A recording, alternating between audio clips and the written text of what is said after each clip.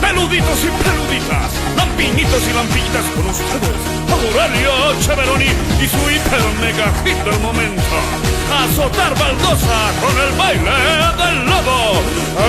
Sacude tu cuerpo, sacude tu mente, mueve la cabeza Como un demente. como un demente, mueve la cabeza, baila hacia adelante Y salta a la derecha.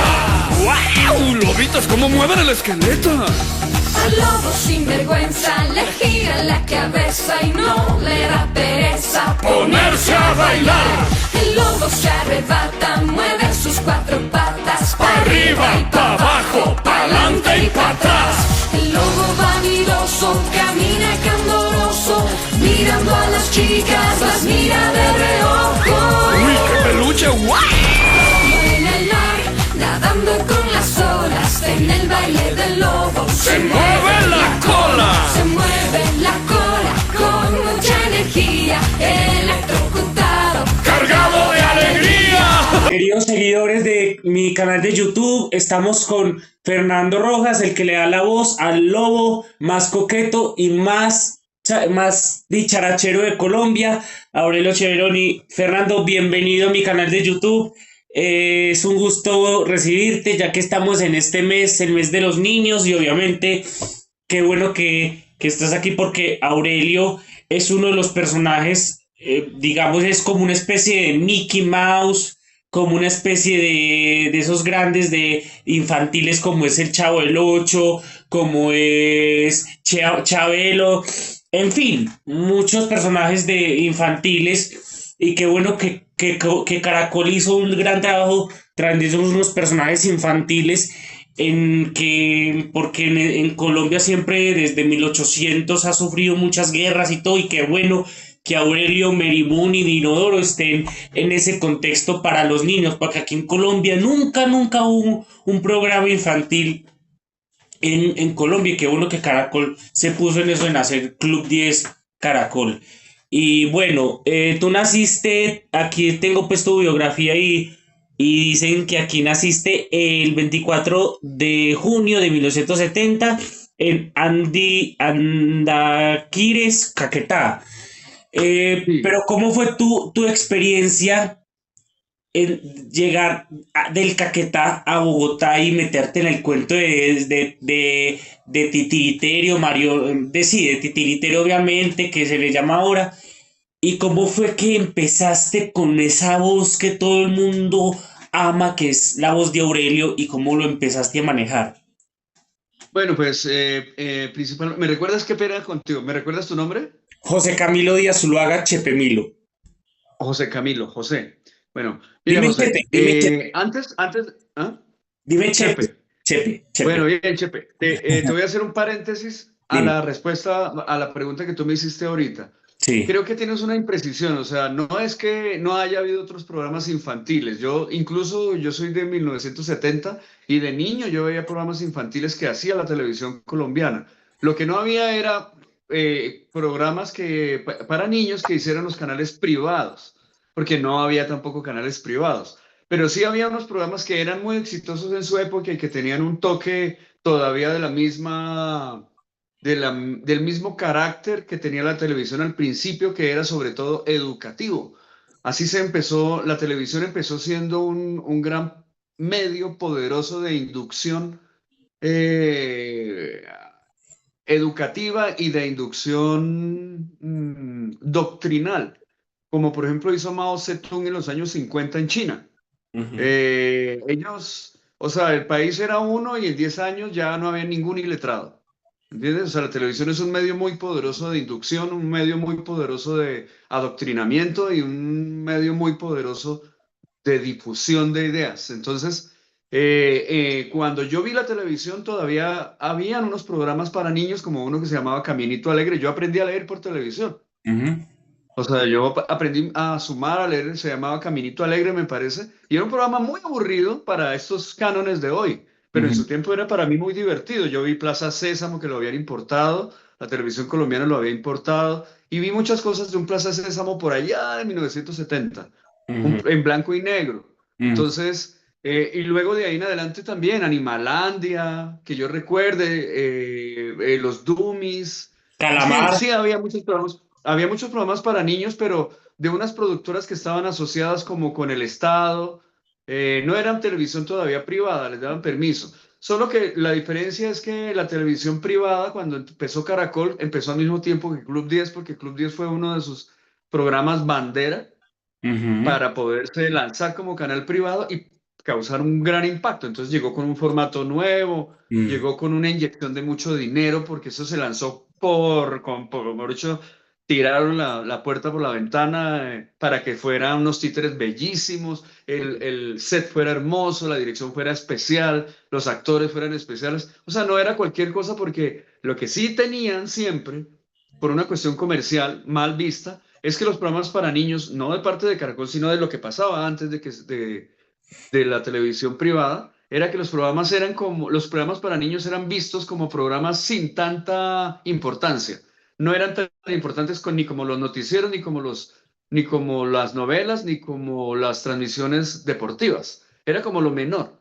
Entonces, cuando empezó Club 10, que fue una cosa del canal Caracol ya en su era privada, entonces entró como con un nivel, así como el de las novelas, o sea, entraron todos con fuerza y con mucha energía y con mucha inyección de dinero porque ellos querían causar el impacto de ser los número uno de su momento contra RCN, creo que era el otro canal que también pues empezó la televisión privada y eso fue en el año 2000, 1998-2000.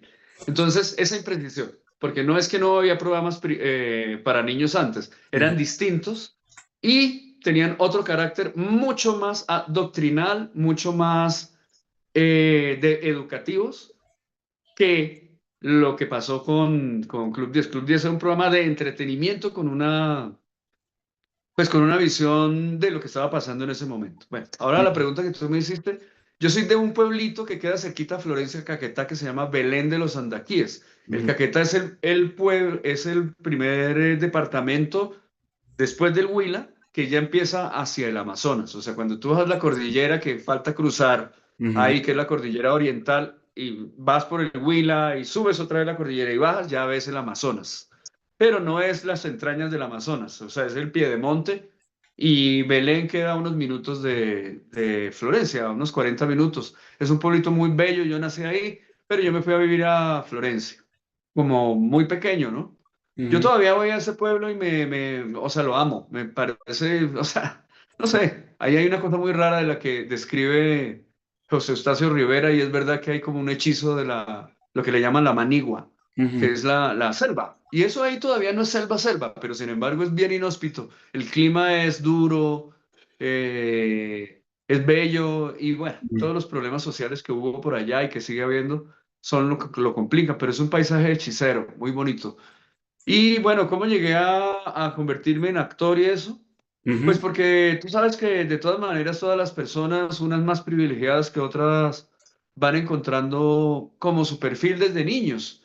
Hay gente que hasta adultos y grandes no lo encuentra por muchas razones, pero yo fui privilegiado porque yo desde niño ya manifestaba que tenía como esas tendencias a convertirme en actor. Lo que pasa es que la actividad de actor nunca se veía, mucho menos en esa época, como algo serio. Solo se veían los actores de las novelas de esa época como personajes bajados del cielo. O sea, la gente incluso creía que no eran actores, sino que eran así. O sea, el malo era malo de verdad, la prostituta era prostituta de verdad, el santo era santo de verdad. Si se lo encontraban en la calle lo insultaban si era maligno el personaje. Pero entonces, digamos que en ese tiempo la forma o sea, pensar que eso era una profesión no era algo respetable, no era algo coherente, no era algo, ¿cómo se dice?, verosímil, como para una profesión. Pero yo manifestaba lo que se necesita para ser actor, más o menos, que es una especie de histrión, le llaman a eso, o lo que le llaman duende, o que uno vive con... Claro. Yo vivía actuando, vivía jugando con los demás niños y terminaba siendo el monstruo que los persigue, y bueno, todo lo que tú puedas imaginarte. Me divertía mucho estar en roles, jugando cosas de roles. Ujú. Desde niño y luego conocí a mi hermana, estaba unida con la Universidad de la Amazonía, en ese tiempo no se llamaba así. Eh, Y estaba empezando en la universidad y había un grupo de teatro conformado por personas privilegiadas también, algunas porque habían estudiado en Europa. Eso allá en el Caquetá, pues imagínate que alguien del Caquetá estudiara en Europa. Pues, habían algunos que habían estado, por su origen, habían estudiado sociología y todo, entonces tenían una visión amplia y habían formado un grupo de teatro. Algunos. Otros eran de ahí, que les gustaba también el teatro, y había uno que otro que era de tendencias comunistas, en la época literal, de tendencias comunistas, porque, digamos, el teatro como expresión artística estaba asociado a tendencias políticas. Ujú. Entonces ellos eran más que de izquierda, literalmente había unos que militaban en partidos comunistas de la época, en la JUCO, bueno, y ellos conformaban un grupo de teatro y habían hasta infiltrados también, o sea, en la época de Turbay y Ayala, en ese tipo de manifestaciones artísticas, en Turbay Ayala, ese expresidente que hoy está acusado de narcotráfico, que lo pillaron, ¿no? El abuelo de Miguel Uribe. eh, El papá de Diana. ese señor hizo una presión sobre la conducta social de la época, sobre las protestas sociales y crearon una cosa que se llamaba el Estatuto de Seguridad. Y con ese Estatuto de Seguridad se le dieron poderes al ejército y a los brazos armados secretos del Estado para reprimir a la población. Entonces era una época muy llena de represión. Entonces esas personas que estaban en ese grupo de teatro, algunos eran infiltrados. O sea, estaban metidos ahí entre los comunistas para ver quiénes eran y ficharlos. De Claro. hecho, yo cuando estaba con ese grupo de que era niño, yo tenía por ahí 8 o 9 años, pero yo no iba mucho, yo solamente iba de visita. Pero asesinaron como a 2 del grupo, Ujú. porque ellos, bueno, ahí los tenían. Eh, Entonces, sí, dime. pero ahí no, yo no terminé, digamos, siendo actor. Solamente fue mi primer acercamiento con el asunto. Después yo estaba siendo adoctrinado precisamente por una chica de ahí, ya ella estaba un poco más grande de ese grupo, que ella sí era militante de las FARC, pero era de la guerrilla urbana. Yo en ese tiempo las FARC no había hecho el acuerdo de paz ni nada, ¿no? Estaban en plena. Pero ella era encubierta y yo no lo sabía. Igual yo iba allá a la casa de ella porque me gustaba, era una vecina, me gustaba ir y ella nos empezó a prometernos cosas, ¿no? Que nos iba a llevar a Rusia, era como una especie de captadora de cerebros para llevárselos para que estudiaran en Rusia. Y pues uno queda, si uno se va por allá a estudiar, pues queda engrampado debiéndole a ese estado y tiene que militar para ellos. Pero Claro. nosotros no sabíamos eso. Yo estuve ahí muy poquito tiempo con ella hasta que las presiones de la era de Turbay Ayala eran tan bravas que las familias no querían que nadie tuviera nada que ver con, digamos, con inclinaciones socialistas o comunistas y eso. Mi padre me prohibió esas juntas radicalmente porque sí la cosa estaba, o sea, sí, realmente desaparecían a la gente y la torturaban. El brazo armado de la ultraderecha de la época. Entonces... de todas maneras, cuando ya entré al bachillerato fue que yo me fui ya pues empecé a manifestar que me gustaba mucho estar en el escenario y hacíamos presentaciones y todo, entonces alguien me recomendó la Casa de la Cultura y volví, me encontré con otro maestro, con un maestro que fue mi primer maestro, que había estado en ese grupo, que se llamaba El Trasteo, pero Ujú. él ya no estaba en el grupo como tal, creo que el grupo se había disuelto, pero él no tenía esas tendencias comunistas ni nada, sino que lo que tenía era que tenía una visión de artista porque él había venido a estudiar actuación acá y ahí fue donde yo me enteré de esa escuela, donde yo vine a estudiar aquí a Bogotá. Se llama la Escuela Nacional de Arte Dramático, eso ya desapareció. Ujú. Entonces, con él fue mi primera experiencia, digamos, ya de hacer teatro, pero en el colegio. Y bueno, me empezó a ir bien, o sea, éramos raros, éramos muy poquitos en ese tiempo, no más de los que están aquí en la palma de la mano, por ahí Ujú. 6, 5, Ujú. que estábamos fijos porque entraban y salían personas que les gustaba, pero digamos esa cercanía al arte no es para todo el mundo. Entonces, la gente va a veces porque le gusta, pero se sale. Pero que uno empieza a tener eso como un perfil es lo raro. Hasta que apareció otro maestro que yo lo considero el que me cambió la vida, en el sentido en que debido a él, los dos estudiaron en la misma Escuela Nacional de Arte Dramático, pero debido al segundo maestro que se llama Edilberto Monge, el primero se llamaba Rodolfo Vela, se llama, yo pude ver que esto podría ser real, o sea, que yo me podía volver con Edilberto, pensé que sí me podía volver actor, de verdad, porque antes cuando estaba con Rodolfo, pues estaba en el grupo y hacíamos obras y era bien interesante, pero nunca pensé que yo pudiera llegar a ser actor o que eso fuera una profesión de verdad, era como una bacanería. Pasarla bacano con un grupo y un grupo raro, porque en el momento de que estoy hablando son los 80 y los 80 estaba plagado por una cultura narcotraficante dura en Colombia. Entonces, es el Claro. estallido del narcotráfico. Entonces, la cultura de la gente era tomar trago en las esquinas, mis compañeros del colegio. Ese era el plan de fin de semana, irse donde prostis, irse donde las novias, irse a rumbear y tal, tal. Y solamente con ese pequeño nicho de amigos yo tenía la oportunidad de hacer una cosa que todavía me pasa y es un profundo deseo de conocimiento. Ujú. Entonces, ellos me enseñaban nuevos libros, me enseñaban nueva música. Yo escuché por primera vez a Silvio Rodríguez, escuché por primera vez o sea, la música andina, se me amplió el cerebro. Mientras que mis compañeros, no digo que yo sea mejor que ellos ni nada de ellos, ellos estaban en otra onda, la Sí. mayoría. Entonces empezamos a tener como un distanciamiento con mis compañeros, ellos se les hacía que yo era raro, pues andaba con gente de pelo largo y medio marihuaneros, medio así. Entonces, en muy poco yo me conecté con la mayoría de mis compañeros muy profundamente, pero sí me conecté con uno que otro, con un compañero al que quiero mucho que se llama Francisco Monge. Éramos uña y mugre en el colegio y hacíamos las obras y vivíamos hablando de filosofía y de religión y Ujú. de arte. Ujú. Entonces, digamos que cuando terminé el bachillerato yo ya estaba perfilado que yo no quería la vida cotidiana del Caquetá. Además empecé a tener una especie de amor-odio por el Caquetá, porque yo amo el Caquetá, pero odiaba esa cultura que había allá, ¿no? Porque veía que todo el mundo era como muy amontonado en la misma masa. Y además, como yo estaba estudiando un poco de filosofía, un poco de esto, un poco de lo otro, empecé a mirar a la distancia cómo era la sociedad. Entonces, debido a mi maestro que me dio, él había estudiado en la ENAD y se había ido a Europa Ujú.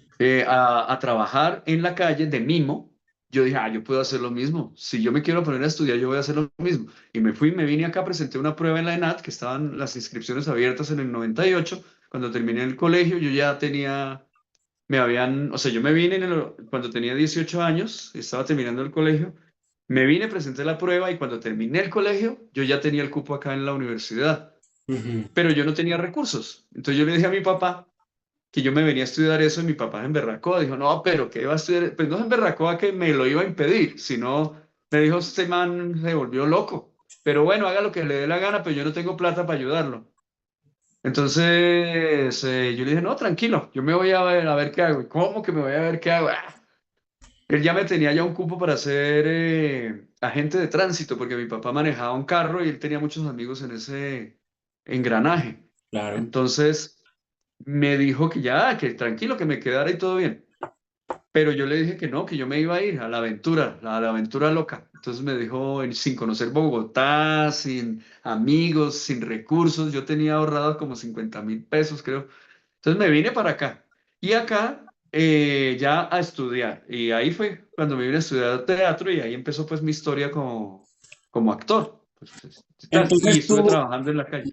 entonces Sí, tú empezaste llegaste en el 98 y mismo empezaste la serie de Club 10 que fue, digamos, en el 98.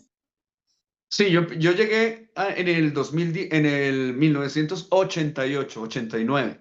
Ajá. Y ahí estudié 5 años en la ENAD, en la Escuela Nacional de Arte Dramático.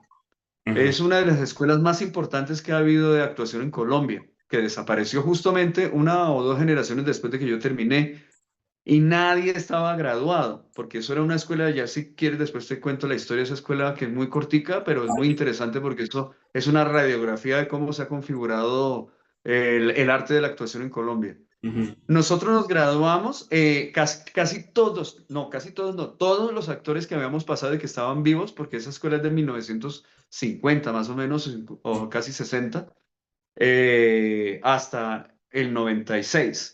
Yo me gradué como en el 96, 98, con personalidades como Robinson Díaz, como Elkin Díaz, como John Alex Toro, eh, porque ellos estudiaban conmigo y si no estaban en el mismo curso, estaban en un curso adelante o un curso atrás.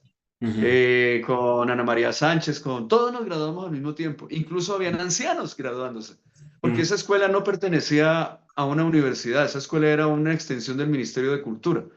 ujú, Entonces se hicieron un convenio con la Universidad de Antioquia, yo tengo un título de la Universidad de Antioquia, ujú, porque o sea, se empezó a dignificar la figura del actor.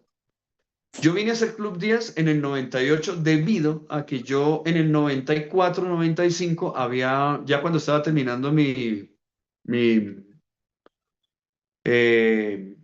esperen que me entró un El mensaje en el grado, el cel. grado, Bueno, el grado.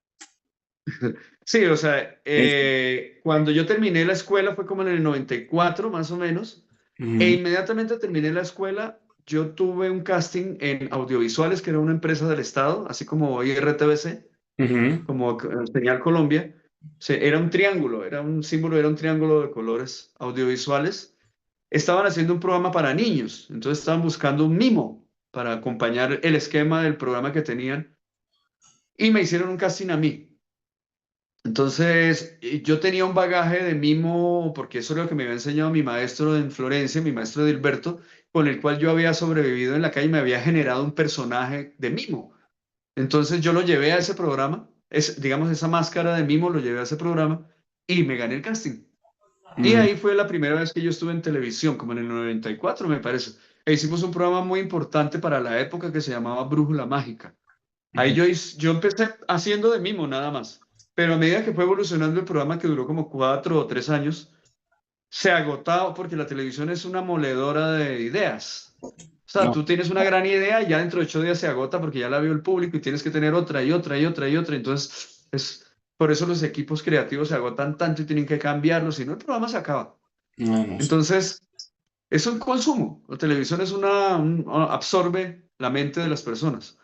Entonces, ya me gané ese casting y empezaron ellos a decir que como yo era actor, que por qué no hacía otros personajes, a ver qué se me ocurría, o basado en alguna idea de ellos. Ahí salió otro personaje muy conocido que se llamaba El Diablito Arnold, Ujú, después otro que se llamaba La Vaca Aeróbica, después unas gallinas, después, bueno, todos eso, y yo, como claro. estaba en una mezcla entre actor, clown y payaso, que era lo que yo empecé a estudiar, soy yo, como el médico me especialicé en la oftalmología para el médico, el payaso para el actor. Me incliné hacia la técnica del payaso. Ujú, Entonces empecé a tomar clases de payaso, me gustaba mucho el clown, me gustaba ir a los festivales y ver los clowns, los payasos y tomar talleres. Entonces empecé a inclinarme a eso y todos esos personajes de Brújula Mágica tenían ese toque clownesco. Entonces, ese programa le fue súper bien. Me hice súper conocido en esa época con ese programa y hubo un lapso entre el 96 y el 98 donde me volvió a llamar el mismo creador de ese programa, pero ya para Caracol. Él estaba trabajando en Caracol, él se llama Andrés Huertas. ujú, Y me dijo, oye, tengo otra idea. Tú sabes manejar títeres y casualmente yo venía hacía un año haciendo un curso de títeres con la Libélula Dorada, que es un grupo muy famoso aquí en Colombia, de títeres. ujú, La diferencia entre ellos y yo es que ellos son, acaba de fallecer uno de ellos, que es una pareja muy famosa. Se llama César Álvarez, el que murió. Ellos dos fueron mis maestros de títeres, pero la diferencia es que ellos se dedicaban a los títeres de tiempo completo, es decir, escriben para títeres, fabrican títeres, tienen teatro de títeres, tienen una programación de títeres, tienen festivales, tienen escritos para títeres. Yo solamente era un manipulador de títeres, un actor que manipulaba títeres. Y ujú, resultó que yo tenía ese don, porque es que muchos actores no lo tienen. ujú. Es decir, es más fácil ser titiritero que se es actor a ser actor que se es titiritero, porque no sé, es como una facultad. Lo que hay con los títeres es que cualquiera lo puede mover, Ujú, porque le puede meter la mano, o sea, no hay una restricción, cualquiera lo puede mover, pero hacer que se vea vivo es la facultad. Se llama manipulación. ujú. Entonces, Ajá, él dime. me dijo, ¿tú sabes manejar títeres? Ujú, Yo le dije, no, pues, me había ido bien en la libélula porque desde que llegué unas sesiones ya ellos dijeron, ya, este más sabe. Pues no sabe, pues tiene que aprender, pero digo yo, ellos pillan quién lo tiene y quién no lo tiene, terminamos haciendo una obra de teatro. Entonces, cuando Andrés Huertas me dijo, ¿sabe manejar títeres? Yo dije, sí, pues, hice eso. Entonces ahí me encomendó a mí como jefe de titiriteros, porque yo llamé a un grupo de trabajo que conocía, amigos que también eran buenos titiriteros, y les dije que por qué no estábamos en ese grupo y nos repartimos los personajes. Y a mí me tocó no el lobo, me tocó Dinodoro, imagínate, Te en, tocó en un Inodoro. sorteo. Ay, bruto. Pero Y Inodoro tú luego no yo lo no me acuerdo manejaste, por qué. ¿cierto? Inodoro tú no lo No, no, yo no lo manejaste. manejé. Ah, bueno, menos Sino mal. que yo no sé qué pasó y Ah, volvimos a hacer como un sorteo. No sé cómo cambiamos, pero yo terminé haciendo el lobo. Y así empieza Club 10. Pues empieza con la televisión privada y bueno, eso es como el resumen. y la voz de Aurelio, ¿cómo fue? Porque, o sea, viendo Yo Me Llamo, saca el pulpo, saca no sé si es un apio, no sé si es de lo que hacen los chamanes. Ah, ¿No has visto los chamanes? Ese, el la coso ese de los cebolla. chamanes. Es una cebolla Eso, larga. eso, que le hace así, que más saca él, el pulpo, la rama, y no me acuerdo qué más saca. Ayer, por ejemplo, no, se le orinó a César Escola. No, Dios mío, Ah, o ¿te sea, vio? yo no he podido ¿Lo saber chipió? si Aurelio es un niño, o es un adulto, o es un cachorro, un adulto, o es que porque es que parece un niño chiquito, como si tuviera Claro. retraso mental o si tuviera autismo. Yo no sé qué lo que tendrá ese Aurelio. No, pues resultó que el perfil del personaje me lo pasaron. Y yo incluso por ahí tenía, no sé qué se me hizo, voy a buscarlo, un Dale dibujo tranquilo, que me dale tranquilo, pasaron, que dale lo tranquilo, encontré dale hace tranquilo, poquito. dale tranquilo. A ver si lo encuentro. Ah, no, pensé que lo tenía aquí a la mano porque es que es una... Espera, Sí, dale, dale. no, no está por aquí.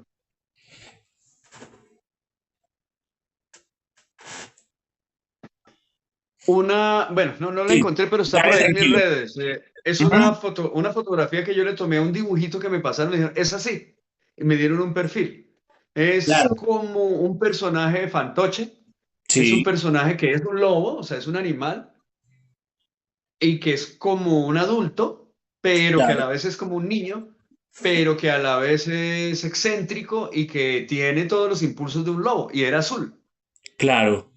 Sí, Entonces, bueno. yo he escuchado que Aurelio antes era rosa y después le cambiaron Sí, al rojo. sí. Entonces, lo que pasó fue que yo, pues hermano, yo tengo una escuela Ujú, de actuación, entonces yo tengo claro. una forma de llegar o sea, sí me enseñaron y así me han funcionado todos los personajes que he hecho.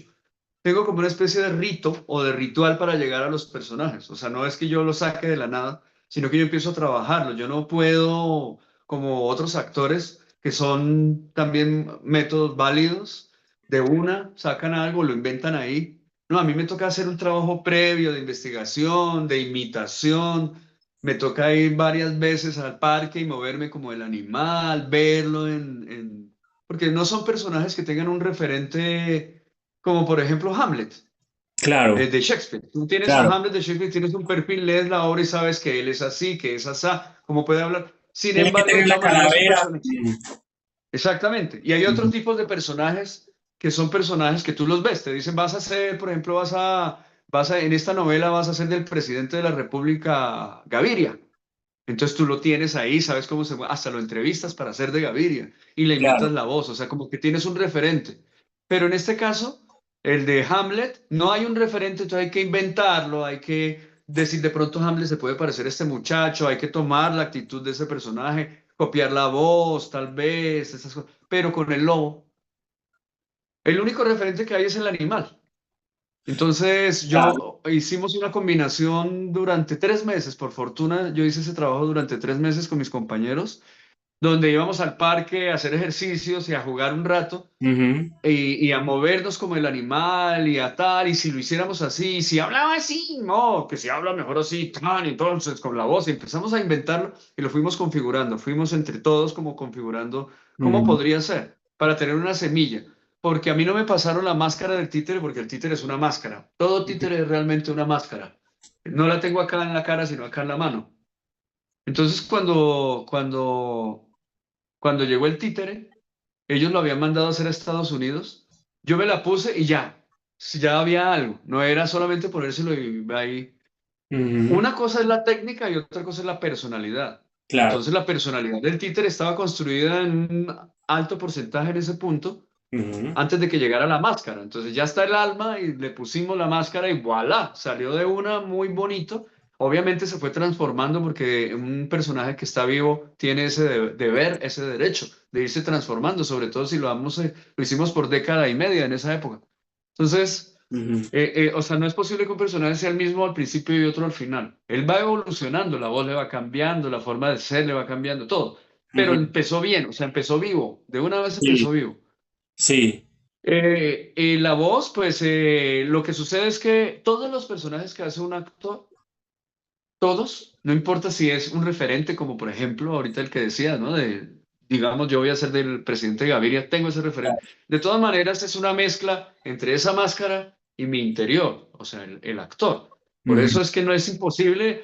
Hay actores que son como Colin Farrell, como Christian Bale, como Robert De Niro, eh, bueno, como que, bueno, no, bueno, se transforman mucho, ¿no? Con mucho maquillaje a veces que son Ah, irreconocibles. Yo vi El Pingüino por ahí, ¿lo has visto? De Colin sí, el Farrell. de Colin Farrell, sí. Sí, El del bueno, pingüino era que está en Max, sí, el que está en la serie Max. eso, ese Exacto. man, cuando yo vi el tráiler, Mm, pero yo no lo vi, yo no lo vi. O sea, yo vi el corto y yo dije, pero ¿dónde está Colin Farrell? Yo, pero ¿dónde está?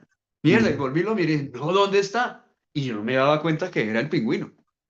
Entonces son actores que tienen una habilidad camaleónica, no solamente porque transforman su interior, sino que transforman su exterior. Como Johnny Es Depp. tremendo.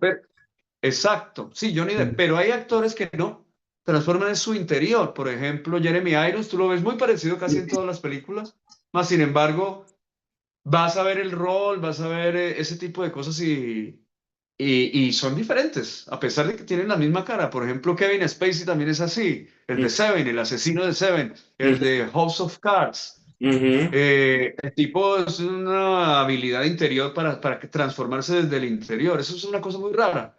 Digamos, hay como los pintores, distintas maneras de pintar. Lo importante es que sea verosímil para el público.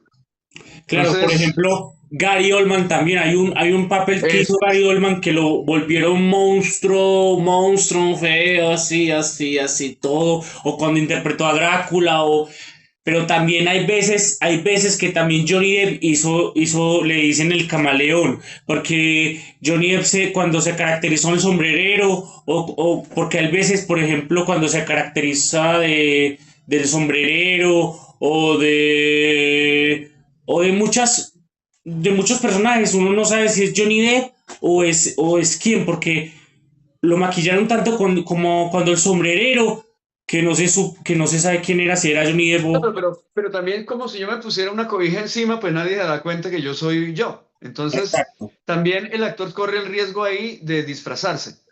Ujú. Entonces, el trabajo que tiene que hacer alguien como Johnny Depp o como Gary Oldman o como, bueno, no por compararme con ellos, pero a lo Exacto. que me refiero para hacer el personaje, es un trabajo desde el interior, para que haya un equilibrio entre lo que está afuera y lo que está dentro. Porque el lobo, digamos, es un maquillaje extremo. O sea, Ujú. Aurelio es un maquillaje extremo. Es decir, literal yo no aparezco. Literal Correcto. no aparece ni siquiera, o sea, aparece mi voz, pero mi voz alterada. Entonces, de hecho, duré 15 años haciendo un ejercicio bien interesante que yo me aferré a él porque Claro. sabía que lo que yo quiero es que el personaje brille sobre mí, o sea, que se vea él como si fuera distinto a mí. Y así lo hice. Y de hecho, hasta hace poco es que la gente se está dando cuenta que el que lo hace soy yo. O Em, sea, sí. Fernando, yo te hago una entonces, pregunta. A ti, no, pues a ti y al creador de Aurelio, me imagino que son grandes amigos ustedes dos.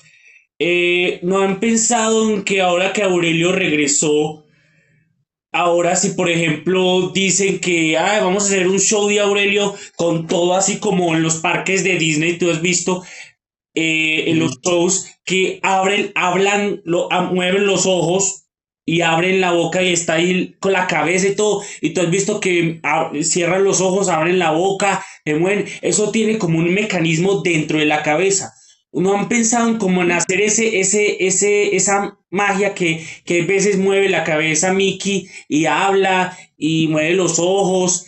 lo has visto en los shows de esos que con el vestuario todo completo. Pues sí, pero eso ya son extensiones de los éxitos de los programas. Es decir, si tú vas a Disney, en toda la entrada de Disney vas a ver al ratón Mickey y otra vez lo ven más allá, más chiquito, más grande, con mejor mecanismo, sin mejor mecanismo, más torpe que acá, en los shows se ve más vivo.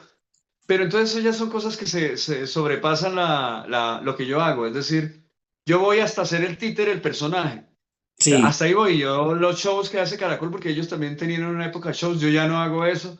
Y incluso a mí no solamente, yo estuve una vez metido en eso, le llaman ese tipo de títeres botargas, donde uno se mete botarga, sí, completo. yo sé. Y está bien. A unos, como todos los títeres, quedan unos mejores hechos que otros. A mí nunca me gustaba cómo había quedado, pero yo no tengo injerencia en eso. Es decir, eso ya es un problema de digamos, del marketing del Ujú. canal, que quieren hacerlo, no quieren hacerlo. Y aunque yo me pare y diga, están dañando la figura del personaje o que Dios está mal hecho, nada que ver. Yo voy hasta lo que mi misión es ser el personaje lo mejor posible y lo más vivo posible, y eso es lo que hago. Bueno, como estamos ahora en el mes del niño, para finalizar, dos cosas importantes, Fernando, y es que como no tienes en este momento, Aurelio, así en el títere, pues que como el títere, porque obviamente es de Caracol y eso pues hay que respetarlo y todo. ¿Tú no has pensado en que hablar con Caracol para que pues te den, digamos, el personaje de Aurelio? Porque cada actor tiene que tener, digamos, su personaje, o puedes hacer un trato con Caracol, Seguramente. Sí, presentando. Ujú. seguramente se le corren a uno muchas cosas, ¿no? Porque es Sí, un caso raro, es decir, generalmente los actores que tienen éxito en televisión, como grandes compañeros míos, como Llonares, como Robinson, ellos han hecho personajes que han estado en la pantalla siendo exitosos, pero la diferencia es que ellos no se pueden despegar la cara.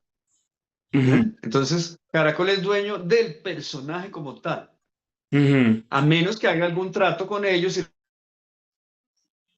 tal. Y ellos claro. lo han hecho, creo, no estoy seguro, pero creo que han logrado decir, bueno, me paga tanto, pero me dejas ir a hacer unos shows, no sé, aparte, o usufructuar ciertas cosas. Digamos que ese es un tipo de discusión que tendría que ver con lo que suceda. Yo en este momento no simplemente he sido contratado para hacer el personaje, me divierto mucho. Y bueno, en esta época que estuvo, digamos, dormido, el personaje que duró más o menos desde el 2012 que yo lo dejé de hacer hasta ahora, Ujú, en algún punto se me ocurrió la idea de que, oye, está como desaprovechado, podría de pronto uno comprarlo y decir, oye, les compro ese bagazo, porque es un bagazo, es decir, es claro. una caña sin... es un títere, es una, ¿cómo se dice? Un muñeco, eso no tiene vida. Otros le pueden meter la mano y no es que lo hagan mal, lo hacen a su manera, porque es que el problema no es ese, eso es como tú. Por eso yo comparo un títere con un avatar. Es Ujú, decir, a ti te puede poseer tu personalidad, pero también te puede poseer un espíritu maligno, un espíritu benigno, te puede poseer un atlante. ujú, Es un poco así, tú eres una figura exterior, o sea, lo que yo estoy viendo acá existe en este plano material, pero en otros planos existe lo que está por dentro y lo que está por dentro es lo que mueve ese cuerpo. Entonces, si otro te ocupa, pues es otro. Entonces, lo jodido es que la personalidad, que es la que tiene la fuerza del personaje, es la que ha atraído al público. Porque puede que el lobo sea muy bonito por fuera, muy rojo, muy bonito, porque es un títere bonito, ujú, puede que sea atractivo, pero si no tiene el que es lo que lo mantiene vivo ahí, pues claro. otro lo puede hacer también y puede que sea también ingenioso y puede que le haga una voz interesante. El problema es que quieres imitar este. Entonces, Claro. si alguien que le metiera la mano al títere tuviera la libertad de ser otro, sería mejor. En vez de tener que meterle la mano y tener que hablar como habla Aurelio y toda esa vuelta, ¿verdad? Claro. Además de manejar la técnica y Ujú, además de manejar la combinación con ser payaso, ¿entiendes? claro. Porque el Bueno, personaje en el Fernando, fondo es un payaso. claro, te quiero decir que muchas gracias por la entrevista. Espero que hables con Caracol a ver si nos da el permiso, pues, de a ver si para Halloween, que es el día, que es el segundo, el otro mes de los niños, que es en Halloween, esperemos a ver para que hables con Caracol, a ver si podemos entrevistar con mucho gusto a Aurelio, porque pues en mi canal obviamente deben de querer a un personaje, a No, los me imagino. personajes que entreviste, y obviamente pues tanto abril como octubre son los 2 meses favoritos de los niños, obviamente, y como No, es el mes claro, de... no, pues Claro, mira, eso, entonces... todo se puede intentar. Lo que sucede es que ah,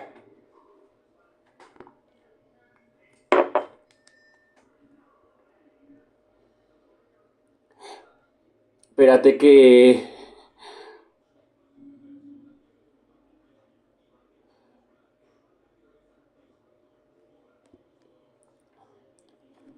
Fernando, se acabó, se terminó. Fernando, entonces lo que me estabas diciendo es que, entonces lo que me estabas diciendo es que lo que necesitamos ay, ya me olvidó qué es lo que iba a decir, ya. Entonces, lo que tú me quieres decir era que tanto, pues, Caracol pues tienes que hablar con Caracol para que obviamente Aurelio pues lo entrevisten en cualquier canal de YouTube y todo, porque obviamente Aurelio es un personaje y es que te cuento una cosa que cuando se acabó cuando el elenco de Chespirito se acabó, eh, el que manejaba los personajes era el hermano de Chespirito, Horacio Gómez Bolaños, que era Godínez. Cuando Godínez se murió, el tiempo pasó y los personajes se quedaron sin derecho. Entonces María Antonieta de las Nieves fue al registro de los autores y todo a revisar y que los personajes no se habían realizado su propiedad, no están registrados. Entonces María Antonieta tomó el personaje de la Chilindrina y le dijo a la señora, ¿quiere registrar los actores? Y dijo, no, solo a la Chilindrina, porque no se habían registrado durante 20 años. Entonces, no sé si aquí en Colombia se hará, pero bueno, ojalá que sí, se pues pueda. eso es un tema.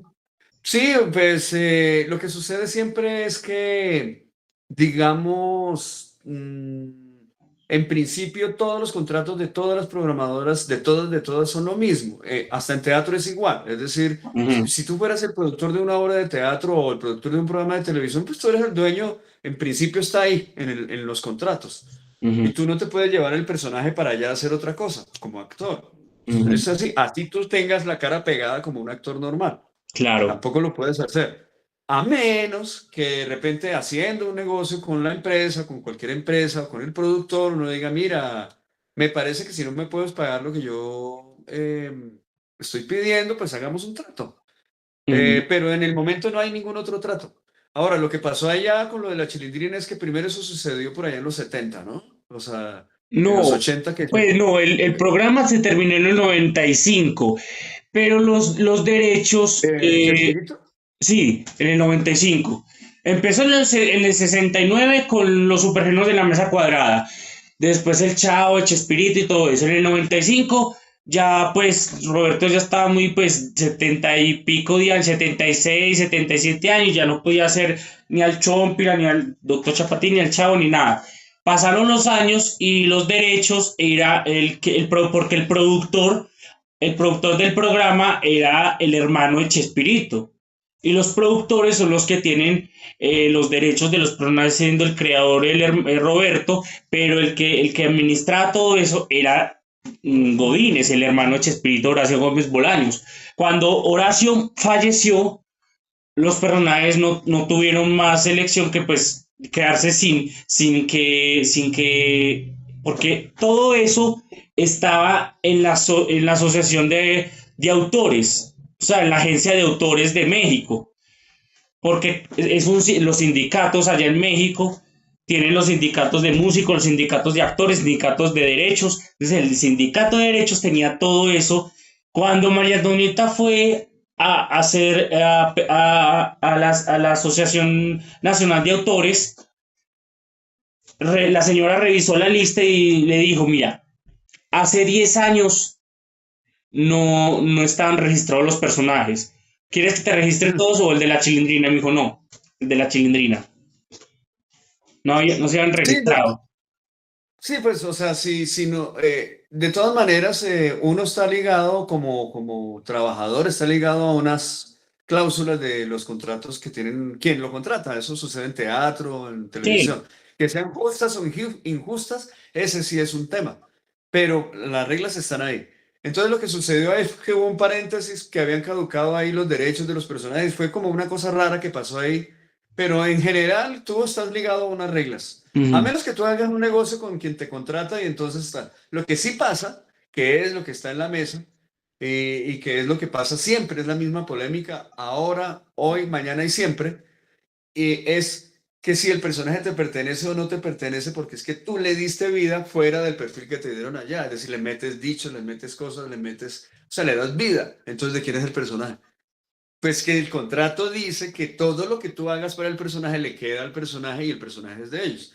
Entonces, claro, así son todos los contratos. Eso no hay ningún contrato en ninguna parte del mundo que no diga lo contrario, a menos que por alguna razón lleguemos a un acuerdo. Es decir, que yo diga, un día diga yo, no, pues sucede esto y quiero que hagamos este negocio. Y todo es negocio, no tiene que ver claro. ningún conflicto. Yo digo, yo continúo si de pronto pasa esto y vamos así. Ellos también pueden decir sí y no. Es un negocio, eso no es una vaina de conflicto. Es un negocio. Muchos actores dicen, Ujú. yo voy y actúo no, en esta película que me van a pagar 300 millones de pesos, yo actúo por 150, pero me dejan participar un porcentaje en ganancias de marketing o en ganancias de entrevistas o en ganancias de promoción, o si hacen muñequitos, pues la mitad es para mí. Porque de Sí, pronto, eso le pasó a la Chilindrina cuando hizo Aquí está la Chilindrina, le pidió permiso, autorización a Roberto y Roberto le dijo, claro, pero tienes que poner, agradezco a Roberto Gómez Bolaños por el personaje, de la serie, sí, tan. ellos se conflictuaron, fue por eso que tú dices, porque la Chilindrina dijo, no, ¿cómo que se acabó el proyecto si eso es lo que me da de comer? Exacto, ¿Cierto? Entonces ella dijo, no, yo lo quiero seguir haciendo. Y le dijo, no, no, no, no, es que no te pertenece. claro. Y empezaron a pelear por eso, Pero porque es la verdad. O sea, lo no, lo entonces, del programa de Aquí está la Chilindrina, le pidió permiso a Roberto, accedió, pero le dio una condición de que dijera agradezco a Roberto Gómez por la serie de Aquí está la Chilindrina, tan, y obviamente también hizo una película ella, la Chilindrina en Apuros, que está, la pueden encontrar en YouTube, la Chilindrina en Apuros, y le agradeció a Chespirito Tan por la película, La Chilindrina en Apuros, y fue un éxito total en México, pero gracias a que María Antonieta habló muy personal con Roberto, y obviamente María Antonieta y sí, Roberto era Roberto como su papá, como una especie de papá para María Antonieta. Entonces sí, eran muy amigos. todos son negocios, Exacto, todos son negocios. Y exacto. en los negocios a veces tú te sientes vulnerado y dices, no, me están dando en la cabeza, entonces mejor no lo hago. Y ya. Ujú. O ven, hagámoslo, entonces dame así y tal, y ahí. Entonces todo es negocio, ¿no? O sea, no tiene por qué haber ningún conflicto. Los conflictos se generan es cuando hay abusos, cuando hay ese tipo de cosas, Ujú. como por ejemplo ellos que entraron en una etapa en demanda fue por eso, porque había un bache Ujú. donde quedaron libres los personajes, no sé por qué razón, y ella fue y se apoderó del personaje desde los derechos, porque ella ya era ese personaje. Lo que pasa es que Claro, moralmente era ella el personaje, porque claro, ella le inventó muchas cosas que no le inventó Roberto, pero lo hicieron entre los dos. claro. Entonces, el problema no es moralmente de quién es, sino contractualmente de quién es. Entonces, ella fue y vio que estaba libre y pues lo cogió. Como dijo Napoleón, me encontré una corona en un arroyo, me la puse. Claro. Bueno, Fernando, muchas gracias por esta entrevista maravillosa. Ojalá que hables con Caracol a ver si podemos entrevistar a Aurelio en Yo una creo que, yo creo entrevista. que te toca hablar a ti. Más bien yo te pongo en contacto con los duros y te digo, mira, Dale, habla con él porque a mí me quieren listo. entrevistar con el títere Yo algún hablo día, con los sería duros. chévere. Yo hablo con los duros. Porque yo, no, o sea, yo estoy ahí, a mí me gusta mucho ser el personaje, me divierto un poco, ¿no? Trato de llevarla bien en los negocios, tú sabes, Claro, trato tampoco de, pues, de que no sea, pues, que sean malas relaciones con el jefe, tú sabes, como todo trabajador, en todas partes. claro. Entonces, entre mejor tú te la lleves con Esperemos, quien te contrata, pero si les va esperemos. bien a ellos, me va bien a Ujú. mí. Claro, esperemos a ver si no se puede, pero cuando quieras hacemos un proyecto aquí en Medellín. Tú debes conocer Medellín. Es una ciudad Un muy poco, preciosa, poco. sí, sí. Entonces, no, estoy haciendo con mis amigos, con unos amigos míos que son de una fundación llamada Fundación Integral, que es una fundación para niños con autismo, y cada año hacemos una obra de la fundación. Este año la escribe una cubana llamada Rita del Prado, pero este año Rita no va a estar con nosotros, sino que la va a escribir otro actor de Bogotá, no sé si tú lo conozcas, Ricardo España. Es un libretista muy importante. Entonces las obras son muy bonitas. Yo te voy a mandar el link para que las veas, son muy bonitas y con gente con autismo. Entonces, Buenísimo. yo este año termino mis obras, porque son pues 15 años con mis obras, porque me voy a dedicar mucho a mi canal y a hacer muchos proyectos, sketches y todo, basados en las series basados en los personajes de las obras de la fundación, porque no solo Rita creó las obras, sino que nosotros creamos los personajes.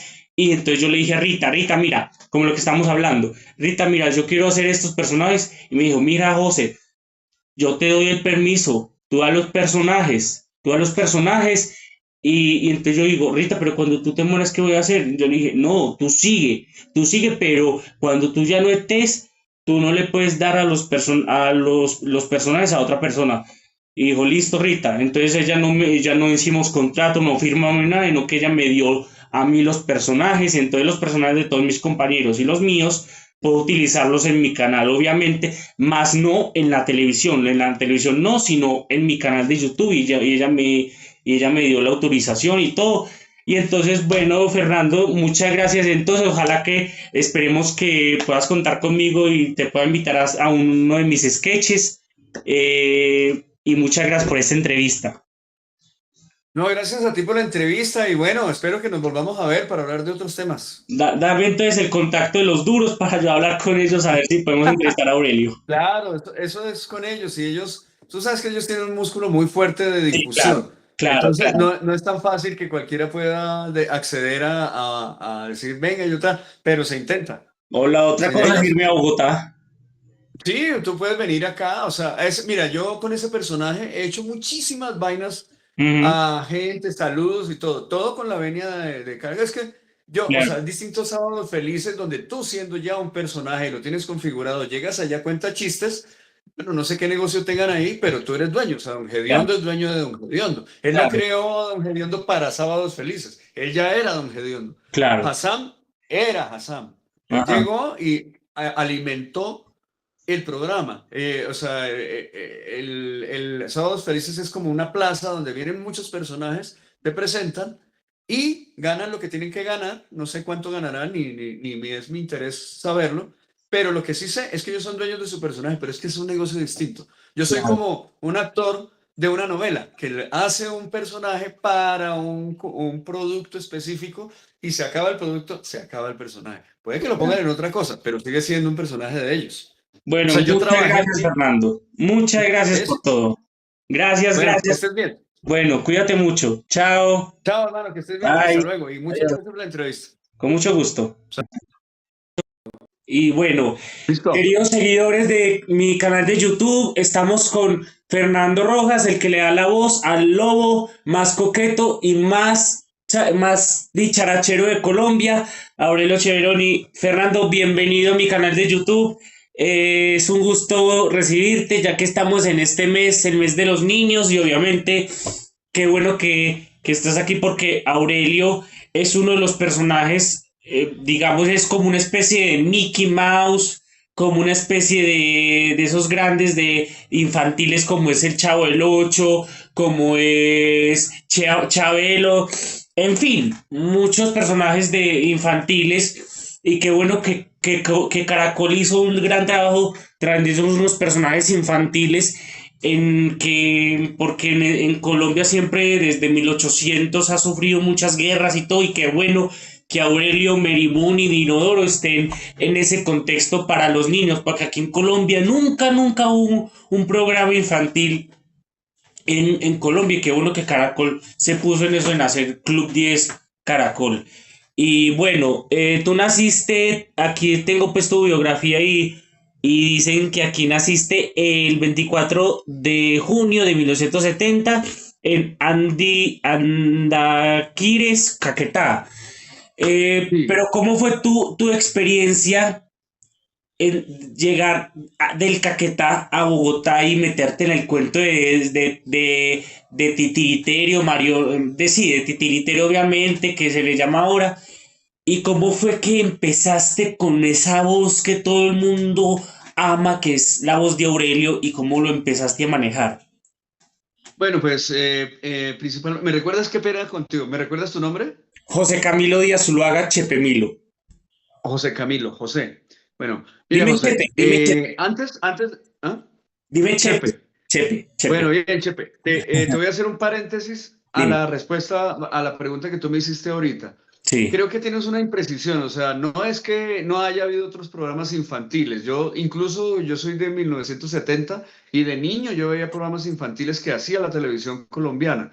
Lo que no había era programas para niños que hicieran los canales privados, porque no había tampoco canales privados. Pero sí había unos programas que eran muy exitosos en su época y que tenían un toque todavía de la misma del mismo carácter que tenía la televisión al principio, que era sobre todo educativo. Así se empezó, la televisión empezó siendo un gran medio poderoso de inducción eh, educativa y de inducción doctrinal, como por ejemplo hizo Mao Zedong en los años 50 en China. Ujú. Ellos, o sea, el país era uno y en 10 años ya no había ningún iletrado. ¿Entiendes? O sea, la televisión es un medio muy poderoso de inducción, un medio muy poderoso de adoctrinamiento y un medio muy poderoso de difusión de ideas. Entonces, cuando yo vi la televisión todavía habían unos programas para niños como uno que se llamaba Caminito Alegre. Yo aprendí a leer por televisión. Ujú. O sea, yo aprendí a sumar, a leer, se llamaba Caminito Alegre, me parece, y era un programa muy aburrido para estos cánones de hoy, pero en Ujú. su tiempo era para mí muy divertido. Yo vi Plaza Sésamo que lo habían importado, la televisión colombiana lo había importado, y vi muchas cosas de un Plaza Sésamo por allá de 1970, Ujú. en blanco y negro. Ujú. Entonces, y luego de ahí en adelante también, Animalandia, que yo recuerde, los Dummies. Sí, Calamar. sí, había muchos programas para niños, pero de unas productoras que estaban asociadas como con el Estado. No eran televisión todavía privada, les daban permiso. Solo que la diferencia es que la televisión privada, cuando empezó Caracol, empezó al mismo tiempo que Club 10, porque Club 10 fue uno de sus programas bandera Ujú. para poderse lanzar como canal privado y causar un gran impacto. Entonces llegó con un formato nuevo, Mm. llegó con una inyección de mucho dinero, porque eso se lanzó mejor dicho, tiraron la puerta por la ventana para que fueran unos títeres bellísimos, el set fuera hermoso, la dirección fuera especial, los actores fueran especiales. O sea, no era cualquier cosa, porque lo que sí tenían siempre, por una cuestión comercial mal vista, es que los programas para niños, no de parte de Caracol, sino de lo que pasaba antes de la televisión privada, era que los programas para niños eran vistos como programas sin tanta importancia. No eran tan importantes ni como los noticieros, ni como las novelas, ni como las transmisiones deportivas. Era como lo menor. Entonces, cuando empezó Club 10, que fue una cosa del canal Caracol ya en su era privada, entonces entró como con un nivel así como el de las novelas, o sea, entraron todos con fuerza y con mucha energía y con mucha inyección de dinero, porque ellos querían causar el impacto de ser los número uno de su momento contra RCN. Creo que era el otro canal que también pues empezó la televisión privada, y eso fue en el año 2000, 1998-2000. Entonces, esa imprecisión, porque no es que no había programas para niños antes, eran Ujú. distintos y tenían otro carácter mucho más doctrinal, mucho más de educativos, que lo que pasó con Club 10. Club 10 es un programa de entretenimiento pues con una visión de lo que estaba pasando en ese momento. Bueno, ahora la pregunta que tú me hiciste, yo soy de un pueblito que queda cerquita a Florencia, Caquetá, que se llama Belén de los Andaquíes. El Caquetá es el pueblo, es el primer departamento después del Huila que ya empieza hacia el Amazonas. O sea, cuando tú vas a la cordillera que falta cruzar ahí, que es la cordillera oriental, y vas por el Huila y subes otra vez la cordillera y bajas, ya ves el Amazonas. Pero no es las entrañas del Amazonas, o sea, es el piedemonte. Y Belén queda a unos minutos de Florencia, a unos 40 minutos. Es un pueblito muy bello, yo nací ahí, pero yo me fui a vivir a Florencia, como muy pequeño, ¿no? Yo todavía voy a ese pueblo y o sea, lo amo, me parece, o sea, no sé, ahí hay una cosa muy rara de la que describe José Eustacio Rivera y es verdad que hay como un hechizo de lo que le llaman la manigua, que es la selva. Y eso ahí todavía no es selva, pero sin embargo es bien inhóspito. El clima es duro, es bello y bueno, todos los problemas sociales que hubo por allá y que sigue habiendo son lo que lo complican, pero es un paisaje hechicero, muy bonito. Y bueno, ¿cómo llegué a convertirme en actor y eso? Pues porque tú sabes que de todas maneras todas las personas, unas más privilegiadas que otras, van encontrando como su perfil desde niños. Hay gente que hasta adultos y grandes no lo encuentra por muchas razones, pero yo fui privilegiado porque yo desde niño ya manifestaba que tenía como esas tendencias a convertirme en actor. Lo que pasa es que la actividad de actor nunca se veía, mucho menos en esa época, como algo serio. Solo se veían los actores de las novelas de esa época como personajes bajados del cielo. O sea, la gente incluso creía que no eran actores, sino que eran así. O sea, el malo era malo de verdad, la prostituta era prostituta de verdad, el santo era santo de verdad. Si se lo encontraban en la calle lo insultaban si era maligno el personaje. Pero entonces, digamos que en ese tiempo la forma o sea, pensar que eso era una profesión no era algo respetable, no era algo coherente, no era algo, ¿cómo se dice?, verosímil, como para una profesión. Pero yo manifestaba lo que se necesita para ser actor, más o menos, que es una especie de histrión, le llaman a eso, o lo que le llaman duende, o que uno vive con... Claro. Yo vivía actuando, vivía jugando con los demás niños y terminaba siendo el monstruo que los persigue, y bueno, todo lo que tú puedas imaginarte. Me divertía mucho estar en roles, jugando cosas de roles. Desde niño y luego conocí a mi hermana, estaba unida con la Universidad de la Amazonía, en ese tiempo no se llamaba así, eh, y estaba empezando en la universidad y había un grupo de teatro conformado por personas privilegiadas también, algunas porque habían estudiado en Europa. Eso allá en el Caquetá, pues imagínate que alguien del Caquetá estudiara en Europa. Pues, habían algunos que habían estado, por su origen, habían estudiado sociología y todo, entonces tenían una visión amplia y habían formado un grupo de teatro. Algunos. Otros eran de ahí, que les gustaba también el teatro y había uno que otro que era de tendencias comunistas en la época literal, de tendencias comunistas porque, digamos, el teatro como expresión artística estaba asociado a tendencias políticas. Entonces ellos eran más que de izquierda, literalmente había unos que militaban en partidos comunistas de la época, en la JUCO, bueno, y ellos conformaban un grupo de teatro y habían hasta infiltrados también, o sea, en la época de Turbay y Ayala, en ese tipo de manifestaciones artísticas, en Turbay Ayala, ese expresidente que hoy está acusado de narcotráfico, que lo pillaron, ¿no? El abuelo de Miguel Uribe. El papá de Diana. Ese señor hizo una presión sobre la conducta social de la época, sobre las protestas sociales y crearon una cosa que se llamaba el Estatuto de Seguridad. Y con ese Estatuto de Seguridad se le dieron poderes al ejército y a los brazos armados secretos del Estado para reprimir a la población. Entonces era una época muy llena de represión. Entonces esas personas que estaban en ese grupo de teatro, algunos eran infiltrados. O sea, estaban metidos ahí entre los comunistas para ver quiénes eran y ficharlos. De Claro. hecho, yo cuando estaba con ese grupo de que era niño, yo tenía por ahí 8 o 9 años, pero yo no iba mucho, yo solamente iba de visita, pero asesinaron como a 2 del grupo, Ujú. porque ellos, bueno, ahí los tenían. Eh, Entonces, Sí, dime.